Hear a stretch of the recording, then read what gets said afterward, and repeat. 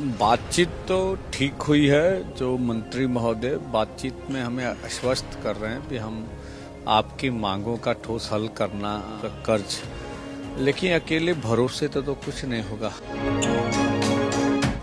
कितने दिन तक ये तारीख पे तारीख या मीटिंग पर मीटिंग होती रहेगी? ये तो केंद्र बता सकता, हम तो देश दुनिया को कहना चाहते हैं। हमारा दिल्ली जाना, बैरिकेड तोड़ना आना का सवाल नहीं है।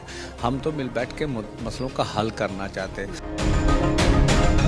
देखिए, उन्होंने जो आश्वस्त कर रहे हैं ये मसले हल करेंगे, तो उसको हमने बोला कानूनी जामा कैसे बनाए, इसके बारे में सोच के आइए। एमएसपी की गारंटी कानून समेत 24 मांगों को लेकर के किसान आंदोलन जो शुरू हुआ है दूसरी बार, उसके जो अगुवा हैं सरवन सिंह पंधेर हमारे साथ मौजूद हैं। पंधेर साहब, कल फिर तीसरे दौर की बातचीत हुई, लंबी बातचीत हुई, तलखी भी हुई, उसमें क्या कुछ बातचीत हुई और निष्कर्ष क्या निकला उसका? देखिए, बातचीत तो ठीक हुई है। जो मंत्री महोदय बातचीत में हमें आश्वस्त कर रहे हैं कि हम आपकी मांगों का ठोस हल करना चाहते हैं, और एमएसपी खरीद की गारंटी का कानून, C2+50% और किसान मजदूर का कर्ज, लेकिन अकेले भरोसे तो कुछ नहीं होगा। उसको कानूनी जामा कैसे पहनाया जाए, अमल में कैसे लागू किया जाए, उन्होंने समय लिया है। तो हम देखेंगे अब जो नेक्स्ट वार्ता होगी उसमें क्या रिजल्ट निकल के आता है। कल करीब 1-1.5 घंटे तक एमएसपी को लेकर गहमा गहमी का माहौल रहा और बहुत ज्यादा आप लोग खड़े भी हो गए और फिर आपको बुला करके बैठाया गया। हाँ, देखिए, ऐसा नहीं है। देखिए, एक दो बात अपनी करनी होती है, फिर हमने सलाह मशवरा करना था तो उसके लिए बाहर भी आए, फिर हमने अपनी बात रखी है।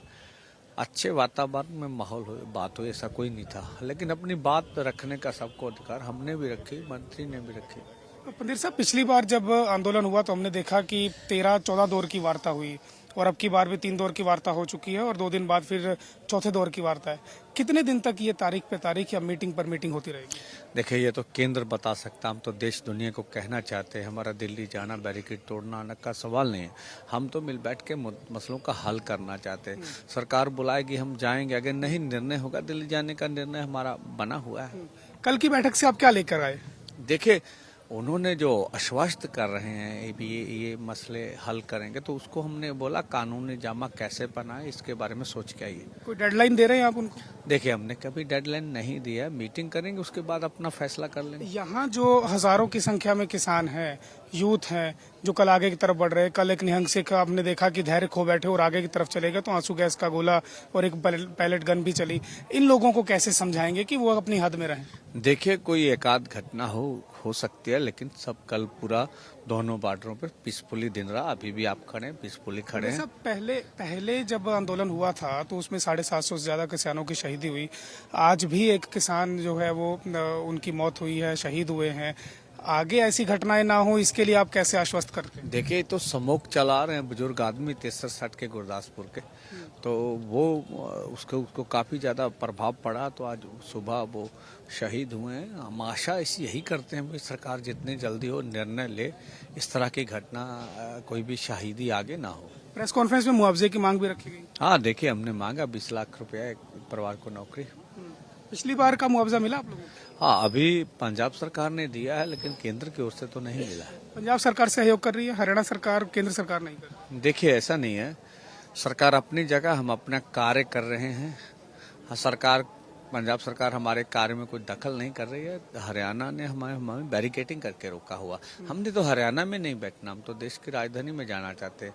अगर नहीं जाना देते, हमारी मांगे मान लिए, नहीं तो पीसफुली हमें प्रोटेस्ट करने का अधिकार दीजिए। सवाल तो यहाँ बैठे लोग तो यही करते हैं ना कि आखिर हमें कब तक शंभू पर बैठाए रहेंगे, पंजाब की सीमाओं पर कब बैठाए रहेंगे, आगे चलने का हुक्म कब देंगे? क्योंकि 13 तारीख तो आपने दी थी, 13 तारीख कब की निकल गई?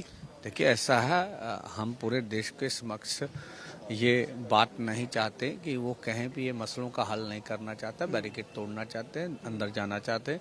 हम वार्ता करेंगे, अगर वार्ता विफल हुई तो आगे का निर्णय लेंगे। यूएनओ में भी मामला चला गया है। आपको लगता है कि ये देश का अंदरूनी मामला है और ये देश में ही रहना चाहिए? हमने तो नहीं लेके, मानवाधिकार को संगठन लेकर गए हैं, तो उसमें बात तो कोई ऐसी बात नहीं। दुनिया में तो जब यहाँ तस्वीरें जा रहे हैं, इंटरनेशनल मीडिया आया, तो ऐसा अगर खट्टर साहब नहीं करते, तो अब जब कहते हैं भी दुनिया का सबसे बड़ा लोकतंत्र मुल्क है, तो अब ऐसा मत करिए। तो अब तो सरकार ही अपनी छवि खराब कर रही है ना, हम तो नहीं कर रहे हैं। हरियाणा के सीएम कहते हैं कि आप लोगों का तरीका ठीक नहीं है। जैसे गुरनाम सिंह चढ़ूनी चुनाव लड़के सदन में जाना चाहते हैं, आप लोग भी उस तरह आइए, किसान की मांग उठाइए और अपने कानून बनवाइए। देखिए, जो मर्जी बयान दे, जो उन्होंने तरीका चुना बैरिकेडिंग करके, उनका कौन सा तरीका उचित है।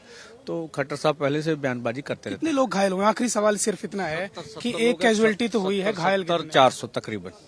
तो सरवन सिंह पंधेर थे, हमने इनसे बातचीत की है और इन्होंने बताया कि देखिए 70 जो हैं वो सीरियस इंजरी है, जिनको गंभीर चोटें आई हैं, और 400 से ज़्यादा किसान ऐसे हैं जिनको मामूली इंजरी है, जो अस्पतालों में पहुंचे हैं। और एक किसान की 60 साल से ज़्यादा, उनकी 64 साल के आसपास उम्र है, गुरदासपुर के रहने वाले हैं, उनकी मौत हुई है।